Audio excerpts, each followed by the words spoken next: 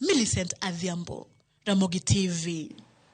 Ohand theth mag juakali maromo 40 mawuok e kaunti ma Siaya odhi e nyasi mar 23 mar ohala matindo ahinya kod madito mag oganda mag Afrika ma ugwe mano EAC matimore e boma ma Bujumbura piny Burundi. Kaluwore kod riwruok mochung'ne ohala matindo kod madito midendo ni Micro and Small Business Enterprises ma bende nochano riwruok mar piny Kenya e nyasi no. Thurka nitiere kod thuolo maromo 3,000 mar jotim ranyisi e nyasi makamano. Kolose kaunti ma Siaya Governor James oyango ni bedo mar thurka e nyasi no biro yawo chirni kendo yuayo jolok ohala kowuok kuonde mopogore opogore kolero ni en kod geno ni jotim ohala go mowuok e kaunti ma Siaya biro kelo ohala e kind Kenya kod pinje mamoko.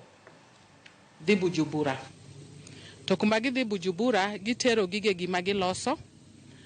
To gige gi magiloso go gin gik ma gin giwegi gin gik ma giloso gi lwetgi gi yore mopogore opogore ma ginyalo dhi ma gius to gipuonjre kuom gik ma giloso go mondo jomoko gin bende gipuonjre kuom jowadgi.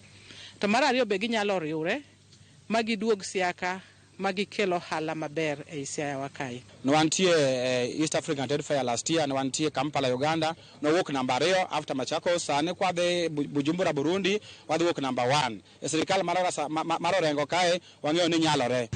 I want to say that we want to show that Siaya has got something to sell to the world. This is a regional exhibition. It is going beyond the borders of Kenya.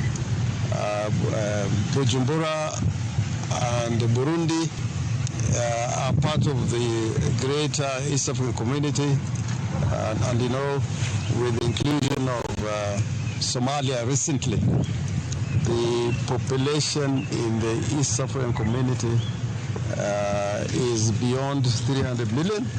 So it's a large market if we can be able to penetrate the market. And